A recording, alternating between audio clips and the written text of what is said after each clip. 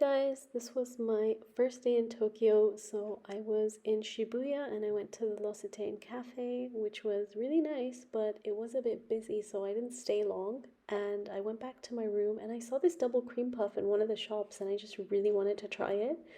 And honestly, it was amazing. It had like this lemon cream underneath. It was like super nice. And then I wanted more snacks, so I found this mint chocolate chip ice cream, which was way better than the Baskin Robbins. And then I saw this India sweet in the shop, and I was like, where's the Pakistani representation? It like cracked me up. And then I saw these biscuits, which were amazing. Excuse my nails, but yeah, they were really good. And then I got this candied yuzu peel from Kinokuniya, which I literally think I bought like 10 bags of this back. Then I was at a stationery store and I saw these envelopes and I cracked up because I was like, are they trying to fight? Like, what's going on? And then I saw these cute, like, sticky notes. And then I found this, like, Spirited Away box. I don't know what it was, but it looked cool. And then I got this really, really cute happy birthday crown for my cat. So I just fell in love with this. Like, they have a lot of cool pet stuff there. I was walking around and I saw this really cool 80s looking mural. And then the weirder thing, I saw a HMV, which made me think, have I gone back in time? Am I in the UK? It was really random. And then I was in Tokyo Hands and I saw these vintage radios and I just thought they were so cool. I don't know if they were actually for sale or if they were just for show, but I really liked them. Then I was in Omotesando and I saw Amore Vintage. I had an appointment, but I missed it. Then I saw the Hermes store, and there's some really cool stuff in Omotesando. Like, I really recommend just walking around for a while. So I was staying at the Shiba Park Hotel, and you'll see in a second I'll put my hand up. That's where my suitcase came up to, and then I'll put my hand up again, and that's me almost touching the ceiling. And I'm very short, so please keep in mind that the rooms are really, really small in the hotels in Tokyo. Now, this room was nice because the bathroom had been renovated, but the rest of the room was a bit dated. But I like this hotel because the location's very good. There's lots of restaurants and stuff nearby, so I recommend it. Then I had a day trip to Yokohama, and the day that I picked was such a bad day because it was raining like the whole day, and I had gone super early on purpose because I wanted to spend the whole day there.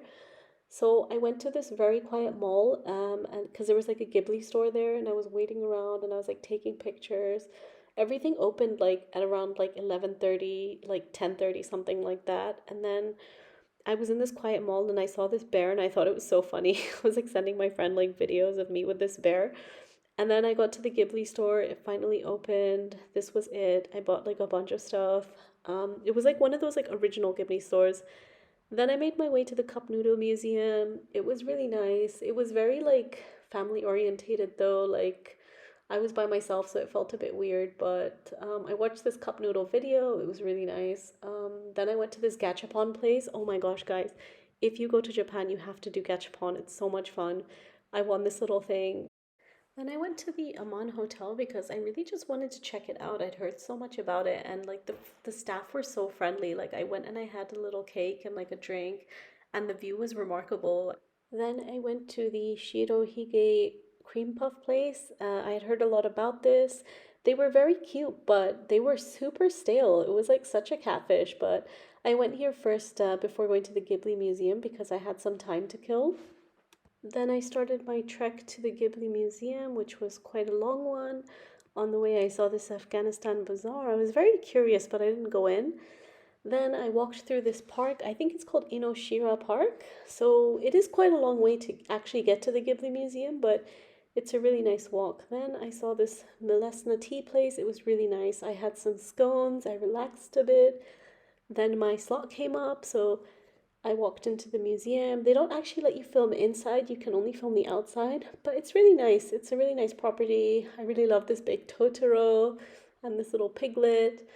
And yeah, I think you maybe would have higher expectations of what to find on the inside, but I wouldn't write it off. Then I went to the Yayoi Kusuma Museum, which was really trippy.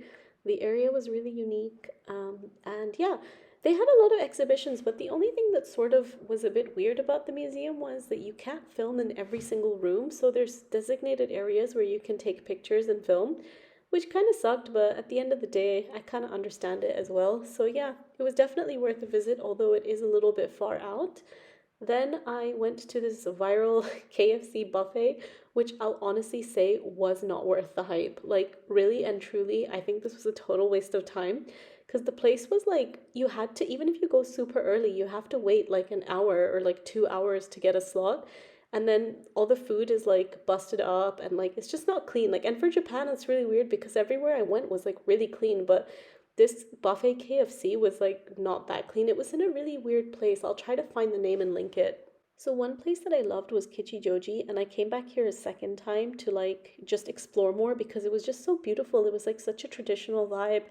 And I found this really nice sushi place called Kiku, which was owned by like a husband and a wife, and they were super, super sweet. Even though I couldn't really understand what they were saying, they still got my order and they were still really, really accommodating. And this is the place. I really think if you guys go, you should check it out. It's a very unique sort of experience. Then after I had the sushi, I was craving something sweet. So I found this kakigori place and the staff were really friendly. Like it was really funny because I had originally ordered the peach flavored one and something went wrong with it and I don't know, then they gave me another one and I was like, I'm not, how am I gonna eat two of these? And I felt like I didn't want to be rude, so I like ate two of these. Oh my god, it was so crazy. But yeah, the staff were really friendly and they're very organized as well. And I loved how out of the way this place was. It was completely hidden, like you'd never know it was there unless you just stumbled upon it. So my second last day, I really wanted to see a capybara. Originally, I was meant to go to Capybara Land in Yokohama, but I didn't have time, so I found this place, which was a bit closer to my hotel. And although it was a good experience, like the capybara was friendly and the cats were nice, the staff weren't that friendly and they kind of didn't really give you the full picture as well in the I thought I was only paying a certain amount, but when I got there, there was so many extra hidden charges. So just be mindful when you do go here that you might be paying more than you were expecting to pay. お、動画になってる。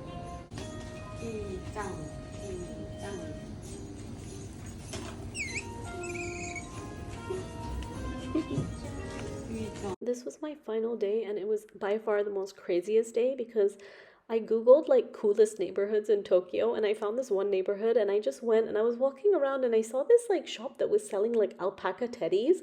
So I just walked in and was like, okay, I'll buy one for my brother. And I was like talking to the lady that worked in the shop and she was, I think, Japanese American. And she was like, I was like, Taro, it would be so cool if there was like an alpaca here. And she's like, I've got two in the back. And I thought she was joking. Like I was literally like, are you being serious? And she was like, yeah.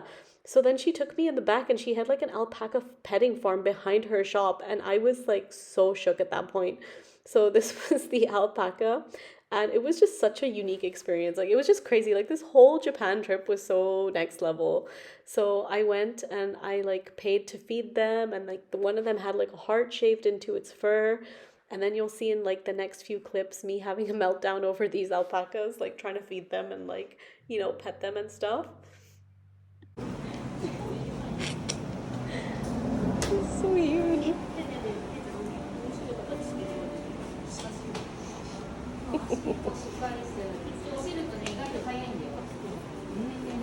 They have such big fur. Oh, hi. Hello. ドバイから。Oh, okay. Oh, okay. Let me put it here for a second. Oh my god, I can't believe it. So after all that craziness at the alpaca place, I was so hungry and I remembered that the lady who owned the alpaca place, she was telling me that there's a really nice restaurant close by called Oishimbo. So the area I was in was Kagurazaka. But I tried looking for it and it was actually closed because I think all these restaurants in that area, they're open until 3 and then they close until dinner time. So I was a bit stuck and then I found this sushi place and I decided to try it out and it was really good. The food was actually like 10 out of 10. Then after eating, I just explored the area a little bit more. And then I just decided to go back to the hotel and it was a really nice end to my trip. Like this area was really lovely. And if I could give any advice, I would say just really try to sort your pocket Wi-Fi out. Like try to get it. Don't leave it to the last minute like I did because I arrived in the airport and I tried to get it and they're like, we don't have it. And I mean, I was really lucky because I had my work phone with me, which had like 3-4 GB. I really had to ration that 3-4 GB, but it did somehow last me the 2 weeks that I was there. So I would definitely say try to sort yourself out with pocket Wi-Fi because you're going to need it to translate stuff. And the other thing I would say is, I know it's a bit random, but just try to carry some good quality tissues around with you because I noticed out and about in public, like in restaurants and stuff, all of the tissues are like one ply. So like you really can't like, wipe your hands and like all this stuff, it's or like blow your nose or whatever, like because the tissues are like super thin. So just make sure you have some good quality tissues on you and make sure to take like really good shoes because even though I took my best walking shoes, I still got these like huge blisters. So like really be mindful of like taking maybe two pairs and alternating your shoes maybe. Um because I just wore the same shoes for like 2 weeks and like my feet got busted up. I don't know if that's like good advice to take two pairs that are good, but I wish looking back I had taken two pairs because maybe my feet wouldn't have gotten as bad as they got. So yeah.